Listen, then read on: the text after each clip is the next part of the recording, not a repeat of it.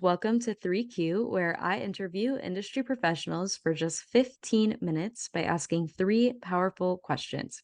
I'm your host, Rachel Vogel, and joining me for tonight's episode is Liz Eason, the head of label services at Vydia. Liz is responsible for building the label services team, where she oversees DSP communications, project management, and educational programming for artists and label clients. Leading marketing strategy for projects across all genres of music, she's worked with artists like French Montana, Russ, Joeboy, Moon Taxi, and lovelytheband. In her spare time, she manages rising pop artist Haiden, known for his viral hit Sorry to Your Next Ex. So Liz, excited to have you join the podcast. How are you doing? Doing good. It's been a busy Monday, but this is a nice closing to the day. Yep, I feel that. So with that said, are you ready to dive into the three questions? Absolutely. Imagine for a second you're sitting down with your 25-year-old self. What one piece of advice would you give her on a personal note, and what one piece of advice would you give her from a business perspective? Oh goodness. 25 was the COVID days. I would say on a personal note to live in the present. That's something that I've been focusing on recently. When I was younger, and I guess kind of my whole life, I have always been used to managing a bunch of things and multitasking. Back in high school, I was doing sports and playing violin at a really high level and doing the musical and trying to have, social life.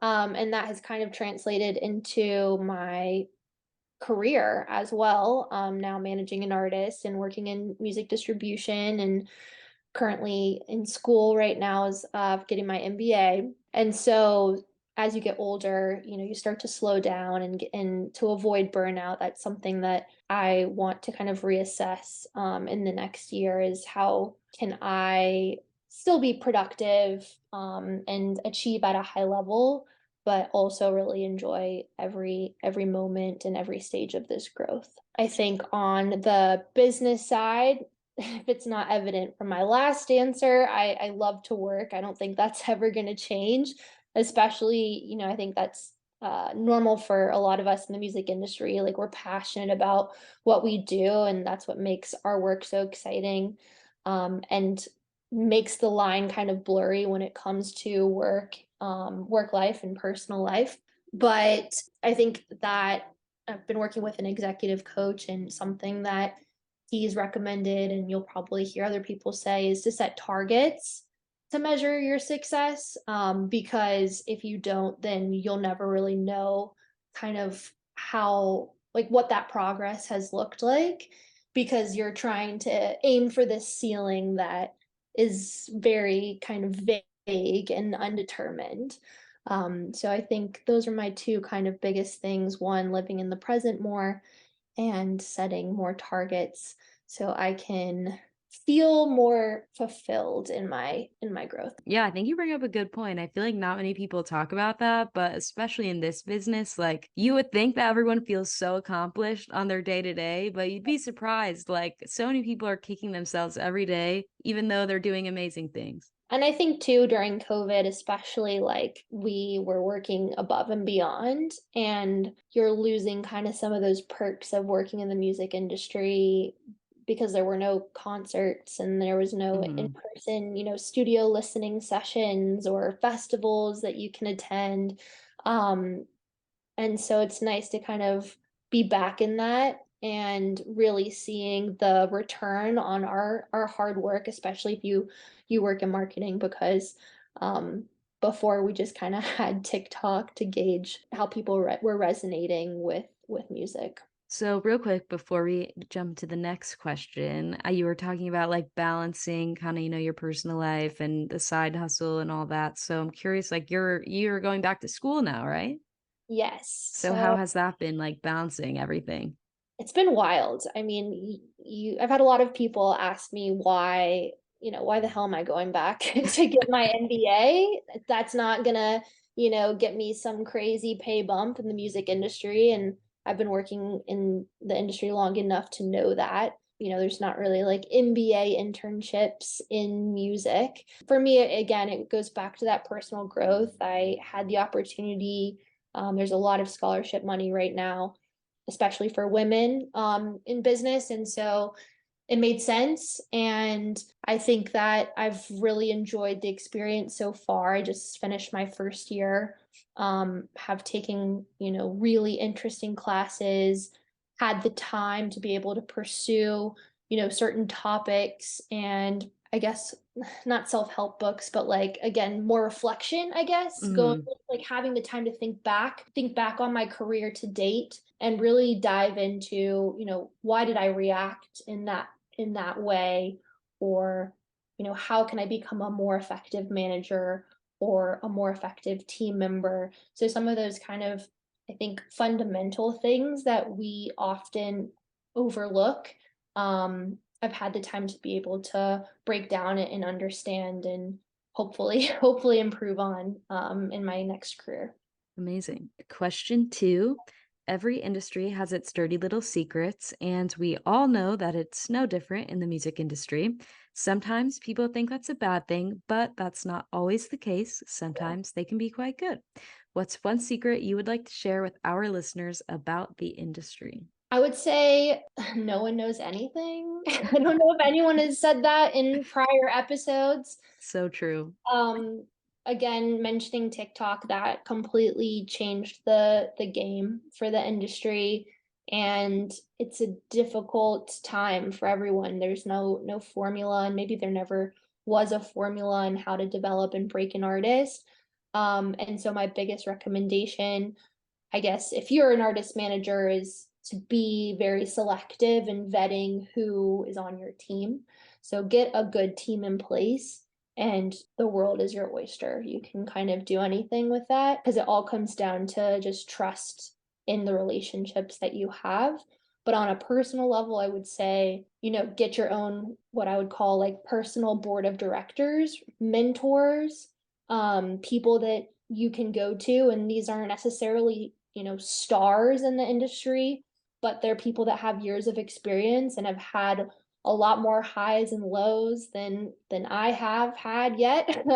uh, and so they're my go-tos. And that's something that one of my actually professors in school has brought up as an exercise is think about your 10 closest personal connections and how you met them. Think about who introduced you, how were you connected? Because it's a really interesting web.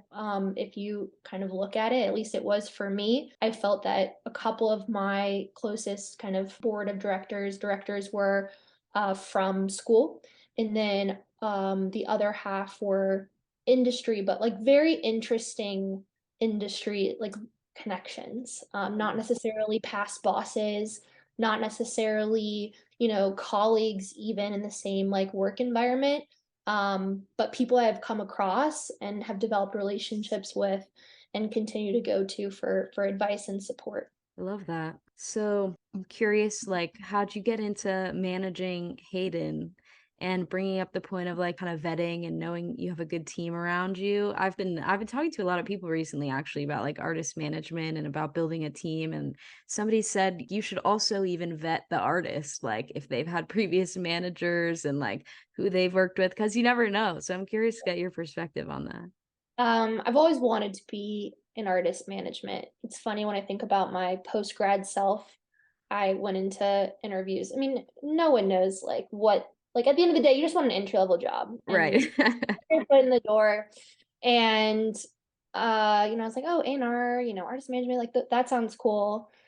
And now I'm living the artist management world, and it's a lot of work, of course, but it was very serendipitous. I did not go into managing kind of as a, oh, I'm going to do this. It was like I kind of came across Hayden, because I was at a show, we ran into each other. I found that he was extremely well educated on the music industry. He had an incredible, idea of who he was as an artist. And that's an important piece of being an artist in, today's age. And we just started working together kind of very informally. And it's been over a year now. We're working on releasing his second project, and it's been going really well.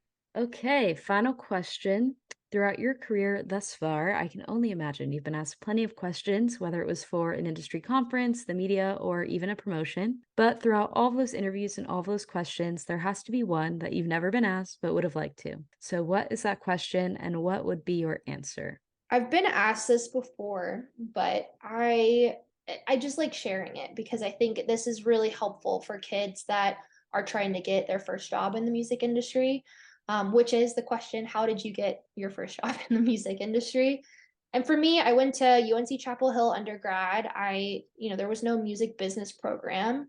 I was a violin performance major. I knew that I would be competing for entry level positions against the kids coming from NYU and USC and these very, prominent music business um, programs with, extensive alumni network and the opportunity that they were probably working internships during the school year. And I was in Chapel Hill, North Carolina.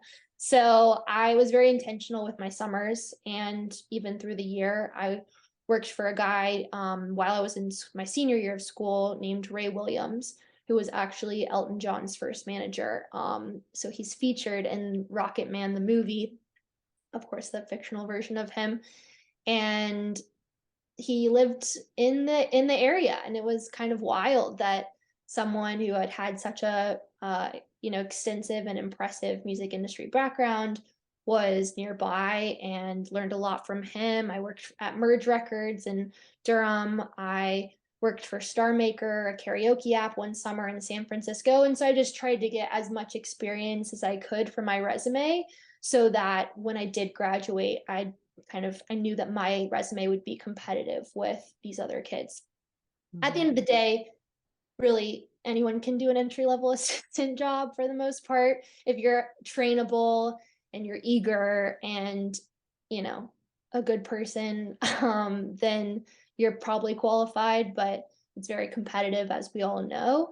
And so I took a lot of the summer after I graduated. I went to New York and LA and did a lot of coffee meetings. So I'm very grateful for all those people who said yes to those coffee meetings because that they are still a part of my network to this day, whether I work directly with them or not. And ended up making the move to LA just because I kind of wanted to make my way back to the East Coast and kind of have done that now, but probably will go back to LA soon. And got a job. I expected to get a job through one of those coffee meetings, but ended up getting my first job through Entertainment Careers, which is like wild Uh-huh. because I had done all of this work and I had all these kind of relationships that I was following up with. Hey, keep me top of mind. Here's my resume. Just as an update, I'm moving to LA on this date, which I learned very quickly. You kind of need to be in the city to get a job. And yeah, and ended up getting a job through a web application. That's how it happens, honestly. And it is what it is, but like you cannot have regrets for all of the time and energy I spent in that networking beforehand because there's been plenty of times where I've reached out to those relationships since, and they've been more than willing to help me with whatever I need. And so I would say if you're looking to get a job in the industry, go on LinkedIn, search through, my connections, through someone else's connections. I was just like sifting through and just made a list of everybody. Hey, would you be comfortable introducing me to these 5 people? And sometimes yes, sometimes no, but usually that kind of got me at least an email introduction, and then from there hopefully an in-person meet. But that that is probably my favorite story to tell just because it wasn't pretty, and I learned a lot and I'm very grateful for that path. I've heard people say that before where it's like that's the path that happens. You're networking so hard, but then you end up getting a job completely unrelated. But you never know, like if you hadn't put all the energy into networking, maybe you wouldn't have gotten that job. You don't know. Exactly. And and then I got my second job through my connection at SoundCloud. And so then from there, you have your spider web and it just gets bigger and bigger. But to get your foot in the door, it's very it's very tiring. It can be a lot of work, but do not let up. And there's plenty of awesome resources like, Drew's Digilog community that he's been building that help connect the dots even more easily than it was to get a job. Awesome. Well, Liz, it's been so nice having you on the podcast. Thanks so much for taking the time. Thank you for having me. And to everyone listening, I hope you enjoyed tonight's episode. Stay tuned for next week of 3Q, where I interview industry professionals for just 15 minutes by asking 3 powerful questions. See you next time.